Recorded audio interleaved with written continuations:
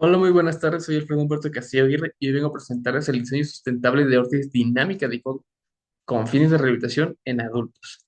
Este artículo fue realizado por su servidor como primer autor, Alfredo Humberto Castillo Aguirre, como primer coautor, Ricardo Báez Guzmán, como segundo coautor, Marco Antonio Cruz Gómez, como tercer coautor, Genaro Roberto López Aguilar. Y lo que vamos a ver en esta ponencia es básicamente la introducción de la investigación, la metodología ocupada, la anatomía de la articulación de codo, la patología y rehabilitación de codo, biomecánica del codo, resultados, conclusiones y sus respectivas referencias. En cuanto a esta investigación, encontramos que la anatomía del cuerpo humano consta de 360 articulaciones, 86 en el cráneo, 6 en la garganta, 76 en columna y pelvis, 66 en el tórax, 32 cada brazo, 31 en cada pierna. En cuanto a la articulación del codo, tenemos dos tipos de grados de libertad, que es el de flexoextensión, que va de los 0 grados a 160 grados, pero el día a día solo llegamos a ocupar alrededor de 30 grados y 130 grados. Por otro lado, tenemos la pronosupinación, que va de los 160 grados a los 170 grados. Los problemas más comunes que llegan a presentar el codo son las enfermedades degenerativas y las lesiones por trabajo, deportes o hasta los mismos accidentes. En cuanto a la rehabilitación, requiere de una intervención quirúrgica y o terapia mecánica constante. Una órtesis para el codo se clasifica en varios tipos: de descompresión, inmovilización, estabilización, funcional, postural, correctiva y mixta. El objetivo de esta investigación es diseñar una orden dinámica usando el método de elementos finitos, área de la ingeniería, y un enfoque en sostenibilidad económico, ecológico y social. ¿Y qué nos referimos con este tipo de enfoque? Es que básicamente las órtesis de codo en el mercado llegan a ser algo elevadas de precio y buscamos que sectores vulnerables o de escasos recursos puedan tener fácil acceso a ellas, lo cual buscamos hacer un prototipo económico que puede llegar a ser accesible a los recursos o posibilidades de ese tipo de sector. Y en cuanto a los trabajos futuros, vamos a optar por una caracterización de la rehabilitación y una optimización por parte del personal de la salud.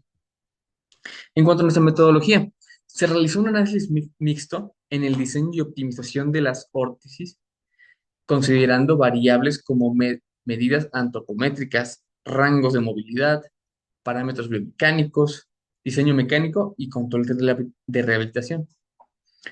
En cuanto a nuestra contribución, tenemos que los datos técnicos de la anatomía humana se transforman en modelos biomecánicos optimizando el diseño de órtesis para sistemas sustentables. En cuanto a la anatomía de la articulación del codo, como tal, el codo está compuesta por tres articulaciones: húmero radial, húmero cubital y radiocubital proximal intermedia. En la figura uno podemos ver cómo es que se representa y en dónde se encuentra cada articulación, lo cual podemos ver que se apoya por el húmero, hueso que se encuentra en el bíceps y el tríceps, el radio y el cúbito, que son los que se encuentran en el antebrazo. Cabe aclarar que el cúbito es lo mismo que la ulna, son sinónimos, es el mismo hueso. En cuanto a los músculos pronosupinadores, son cuatro: el músculo supinador, el bíceps braquial, el pronador cuadrado y el pronador redondo. Los movimientos de flexoextensión y pronosupinación son realizados con acción de los músculos que rodean la articulación del codo. Aquí en ese diagrama de cuerpo libre podemos ver cómo es que se dan esos movimientos. El de aducción, flexión, extensión, pronosupinación, y podemos ver que igual está sujeta a los huesos de húmero, radio y una, que es lo mismo que el cúbito. En cuanto a la patología y rehabilitación del codo, el cuerpo humano está expuesto a sufrir luxaciones, esguinces, torceduras de articulaciones, ligamentos y otras múltiples enfermedades. Para poder culminar o no, a veces se requiere una intervención quirúrgica, en la mayoría de los casos se requiere una rehabilitación pasiva, donde se requiere que la persona o dispositivo movilice o inmovilice dicha zona del paciente. Las patologías del codo incluyen fracturas, luxaciones, inestabilidad crónica, traumatismos, heridas de los tejidos blandos y quemaduras, hasta infecciones. Y por lo general, estas rehabilitaciones llegan a durar alrededor de 6 a 12 meses. Una órtesis de codo es un dispositivo aplicado externamente sobre el cuerpo para mejorar la función musculoesquelética. En cualquier parte, no únicamente en la de codo, puede ser en cualquier otra parte. Estas se pueden dividir en estáticas y dinámicas. En el caso de este estudio ocupamos una dinámica. La órtesis dinámica existentes en el mercado se enfocan en un solo movimiento, flexo-extensión, dejando de lado el movimiento de pronación-supinación. Cabe aclarar aquí que las órtesis no se encarga del movimiento de pronación-supinación o pronosupinación. Esto se logra únicamente con un aparato llamado exoesqueleto, que se puede encargar de esos dos movimientos. El problema es que los exoesqueletos llegan a ser todavía más caros que las mismas órtesis del mercado ya mencionadas, debido a la complejidad de este aparato. En cuanto a la biomecánica del codo, tenemos que las propiedades del hueso cortical son capaces de soportar a compresión alrededor de 190 megapascales y alrededor de 130 megapascales en tensión. Su esfuerzo cortante llega a los 70 megapascales y su módulo de Young llega a los 17 gigapascales en carga longitudinal o axial y a 11 gigapascales en una carga transversal. La propiedad del hueso esponjoso o trabecular es que resiste menores cargas. Llega de 50 megapascales en compresión y 8 megapascales en tensión. El módulo de Young aproximadamente anda entre los 0.4 gigapascales. Es más dúctil que el hueso cortial, hasta 5 veces. Más denso, aproximadamente un 25%. Más rígido, alrededor de 5 o 10%. Y en este diagrama de cuerpo libre podemos ver cómo se representan esas fuerzas, o mejor dicho, esfuerzos, perdón. Y en cuanto a la fuerza máxima del músculo, tenemos que va de 0.25 a 0.6 megapascales. La cinemática del código del codo en la vida diaria da el rango de flexo-extensión ya mencionado, de los 30 grados a 130 grados. El rango de pronosupinación va de los 50 grados para pronación y 50 para supinación. Las contracturas mayores al 30% causan molestias y pérdidas de movimiento. En tanto el análisis estático considera el posicionamiento del codo a 90 grados y en supinación. La masa de 12.5 kilogramos en el extremo del brazo, masa muñeca, de acuerdo a la NOM 036, uno de la Secretaría de la STPS, perdón, del 2018. Esta carga es propuesta debido a esa NOM, ya que es la propuesta para evitar lesiones en cada brazo muñeca a los 90 grados propuestos y a supinación. La carga máxima permitida dentro de los parámetros biológicos es de 25 kilogramos en ambos brazos.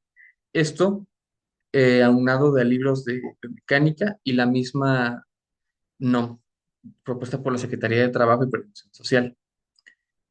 Y aquí en nuestra figura 4 podemos ver cómo es que se representa en base a un modelo CAT nuestra órtesis de codo. Y tenemos aquí está el soporte de brazo, la pista del soporte de la mano.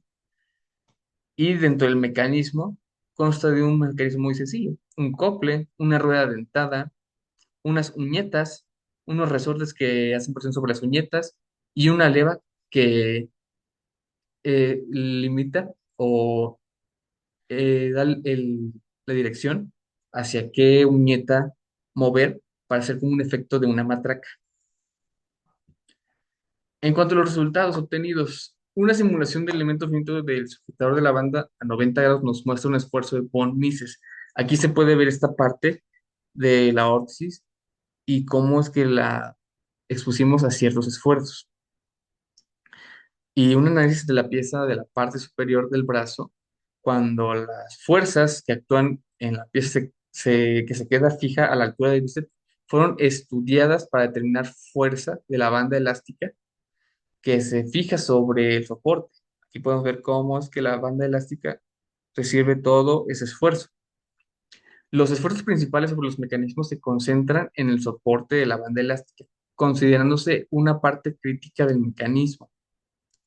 Aquí podemos ver cómo en esta parte de los unitos en el mecanismo es por tecnología por una parte de las tecnologías de los materiales empieza a generar estrés y con análisis de elemento finito podemos representarlo.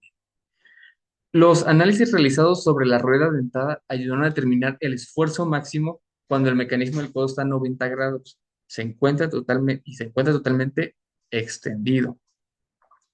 Aquí podemos ver cómo repercute en cada diente de la uña dentada, cómo es que repercute cada esfuerzo.